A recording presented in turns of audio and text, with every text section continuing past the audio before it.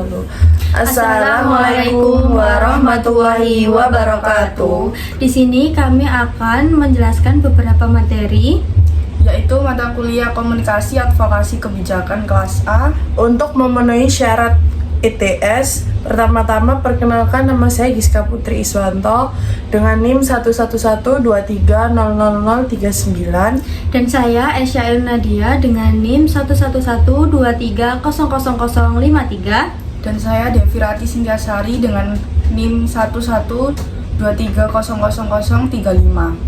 Berikut penjelasannya. Masuk ke materi yang pertama, yaitu advokasi kebijakan. Apa sih advokasi kebijakan? Advokasi kebijakan sendiri adalah proses terencana dan sistematis yang dilakukan oleh individu atau kelompok untuk mempengaruhi perumusan atau perubahan pelaksanaan kebijakan publik agar sesuai dengan kepentingan tertentu. Biasanya, kepentingan ini menyangkut masyarakat atau kelompok yang terdampak. Dalam konteks administrasi publik, advokasi kebijakan tidak hanya sekedar menyuarakan pendapat, tetapi juga melibatkan strategi seperti penyampaian data dan bukti, kampanye publik, lobby kepada pembuat kebijakan, juga membangun koalisi atau jaringan secara sederhana. Advokasi kebijakan bisa dipahami sebagai upaya pemperjuangan perubahan kebijakan agar lebih adil, efektif, dan berpihak kepada kepentingan publik. Materi yang kedua yaitu konsep dasar kebijakan publik dan aktor kebijakan. Dalam kajian administrasi publik, kebijakan publik adalah serangkaian keputusan atau tindakan yang dibuat oleh pemerintah untuk mengatasi masalah publik dan mencapai tujuan tertentu. Salah satu definisi terkenal yang dikemukakan oleh Thomas R.D. yang menyatakan bahwa kebijakan publik adalah apapun yang dipilih pemerintah untuk dilakukan atau tidak dilakukan. Adapun ciri-ciri kebijakan publik, yang pertama yaitu dibuat oleh pemerintah atau lembaga yang berwenang, berorientasi pada kepentingan masyarakat, memiliki tujuan yang jelas, bersifat mengikat, dan berdampak luas, melalui proses perumusan, implementasi, dan evaluasi. Ada juga tahapan-tahapan kebijakan publik. Yang pertama yaitu perumusan masalah atau agenda setting, yang kedua perumusan kebijakan, yang ketiga pengambilan keputusan, yang keempat implementasi kebijakan, dan yang terakhir evaluasi kebijakan. Poin yang kedua yaitu aktor kebijakan. Siapa sih aktor kebijakan itu? Aktor kebijakan adalah pihak-pihak yang terlibat dalam proses pembuatan dan pelaksanaan kebijakan publik. Ada beberapa jenis aktor kebijakan. Yang pertama yaitu aktor formal atau resmi. Aktor yang memiliki kewenangan langsung dalam pembuatan kebijakan seperti pemerintah, eksekutif, DPR atau DPR RD sebagai legislatif, dan lembaga peradilan yaitu yudikatif. Aktor yang kedua yaitu aktor non-formal atau tidak resmi. Aktor di luar pemerintah tetapi berpengaruh dalam kebijakan, yaitu masyarakat sipil, LSM atau NGO, media massa, akademisi, kelompok kepentingan. Apa sih peran aktor dalam kebijakan ini? Setiap aktor sebenarnya memiliki peran yang berbeda. Misalnya pemerintah sebagai perumus dan penetapan kebijakan legislatif, atau yang sebagai pembuat. Yang kedua ada undang-undang dan pengawasan masyarakat atau LSM, memberikan masukan dan advokasi media, membentuk opini publik akademisi, menyediakan data dan analisis. Yang intinya di mana kebijakan publik adalah alat pemerintah untuk menyelesaikan sebuah masalah masyarakat, sedangkan aktor kebijakan adalah sebuah pihak yang terlibat dalam mempengaruhi proses tersebut. Keduanya saling berkaitan karena kualitas kebijakan sangat ditentukan oleh peran dan interaksi. Teori advokasi kebijakan, memahami dasar dan aplikasinya.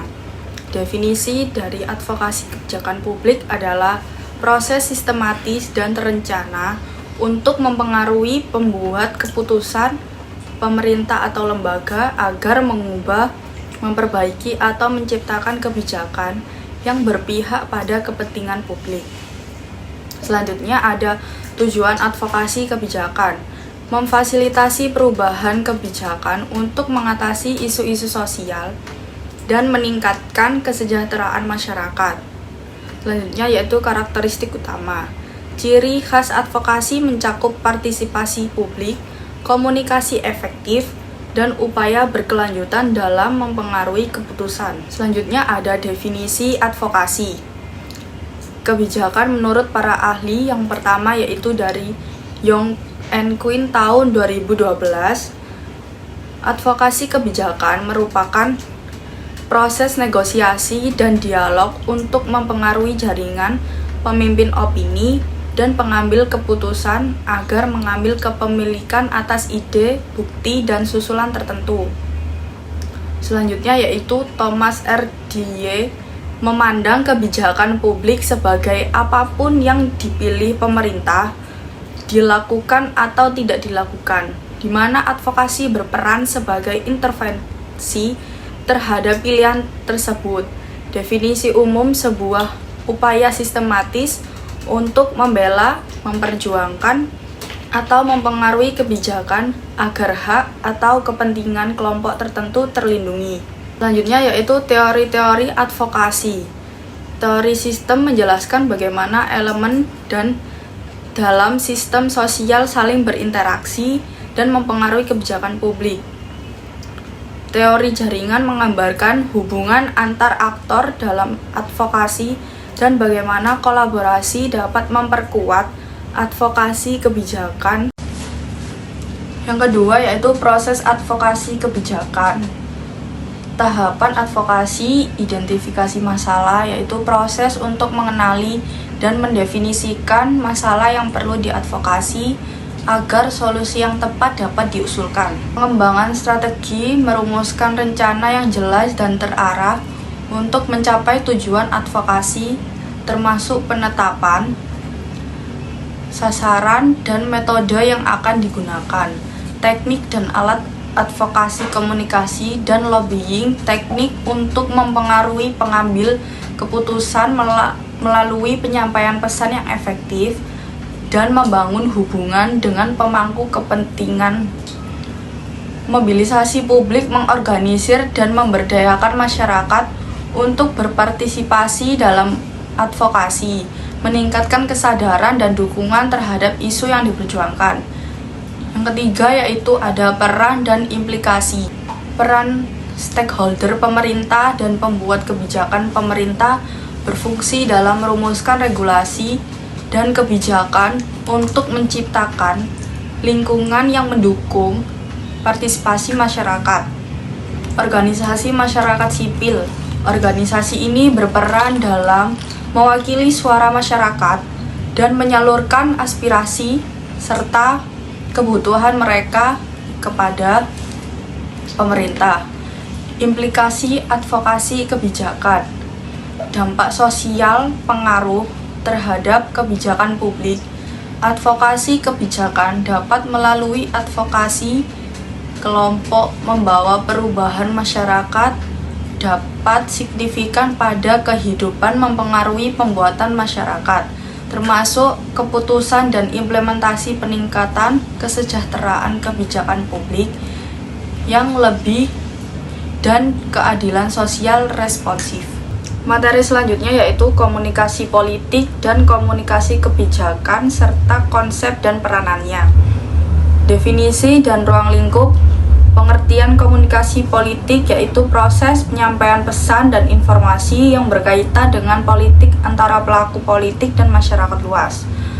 Bidang dan fungsi komunikasi politik meliputi penyebaran ideologi, kampanye politik, serta fungsi edukasi, persuasi, dan kontrol sosial dalam politik.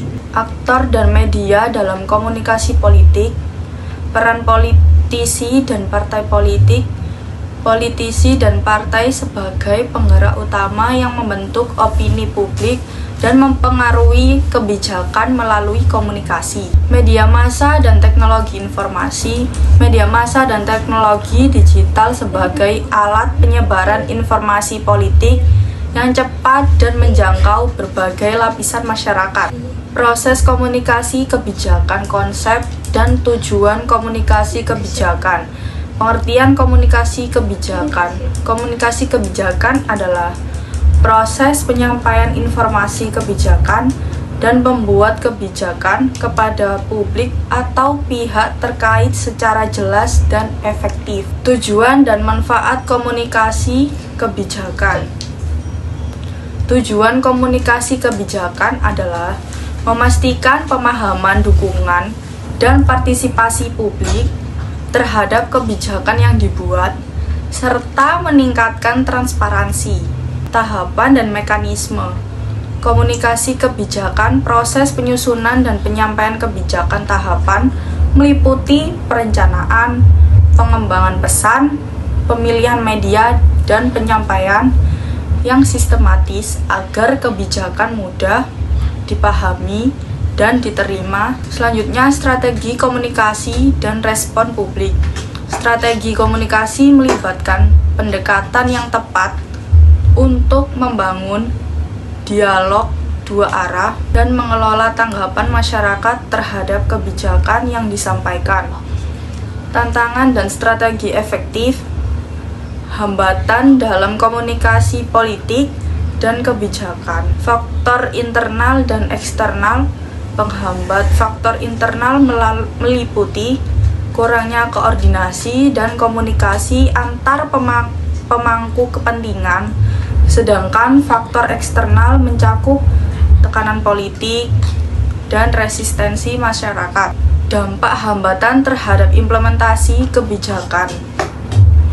Hambatan komunikasi dapat menyebabkan miskomunikasi, penundaan pelaksanaan, dan rendahnya dukungan publik terhadap kebijakan yang diterapkan. Selanjutnya yaitu strategi meningkatkan efektivitas komunikasi, pendekatan partisipatif dan transparansi. Pemanfaatan media digital dan sosial melibatkan masyarakat dalam proses pengambilan keputusan dan menyediakan informasi yang jelas, meningkatkan kepercayaan serta partisipasi publik.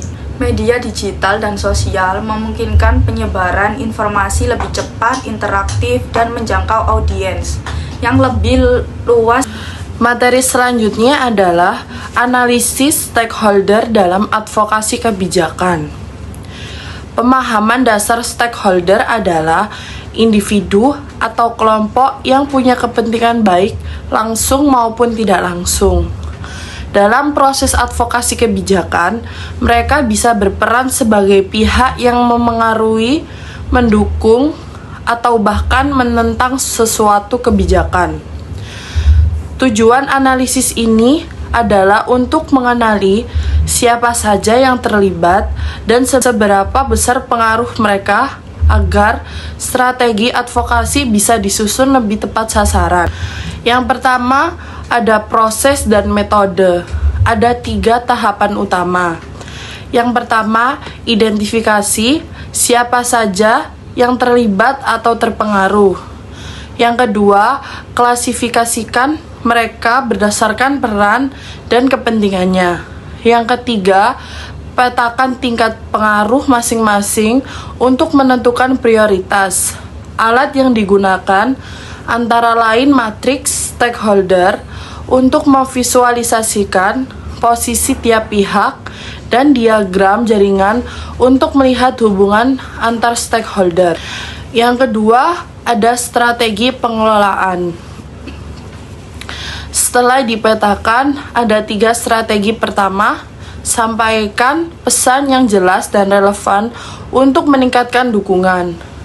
Yang kedua, gunakan pendekatan negosiasi win-win agar tercipta kesepakatan yang menguntungkan semua pihak ketiga. Yang ketiga, kenali potensi konflik sejak dini dan bangun aliansi strategis untuk memperkuat posisi advokasi. Selanjutnya, materi yang terakhir membahas framing isu dan strategi pesan dalam advokasi dan komunikasi kebijakan. Yang pertama, pengantar framing isu. Framing adalah cara menyusun pesan agar penerima memahami suatu isu sesuai sudut pandang yang kita inginkan. Dalam advokasi kebijakan, framing mempunyai 2 fungsi utama, yaitu membantu persepsi publik dengan menekankan aspek tertentu dari sebuah isu dan memperkuat argumen agar kebijakan yang kita dukung mendapat persetujuan lebih luas. Yang kedua ada strategi pesan. Agar pesan efektif, ada 4 hal yang perlu diperhatikan. Yang pertama, sesuaikan pesan dengan karakteristik dan tingkat pemahaman audiens. Yang kedua, gunakan bahasa yang mudah dipahami dan nada yang membangun kepercayaan. Yang ketiga, perkuat pesan lewat narasi atau cerita nyata yang menyentuh perasaan dan mudah diingat. Dan yang keempat, dukung argumen dengan data, statistik, dan visualisasi yang relevan. Yang ketiga, ada implementasi dan evaluasi. Setelah dirancang, strategi perlu diuji. Kita bisa belajar dari studi kasus nyata, misalnya bagaimana framing isu sosial digunakan dalam kampanye publik. Yang tak kalah penting adalah evaluasi. Ukur seberapa jauh pesan mencapai tujuan, lalu sesuaikan strategi berdasarkan masukan dari audiens. Sekian pemaparan materi dari kelompok kami. Apabila ada salah kata, mohon maaf yang sebesar-besarnya. Wassalamualaikum warahmatullahi wabarakatuh.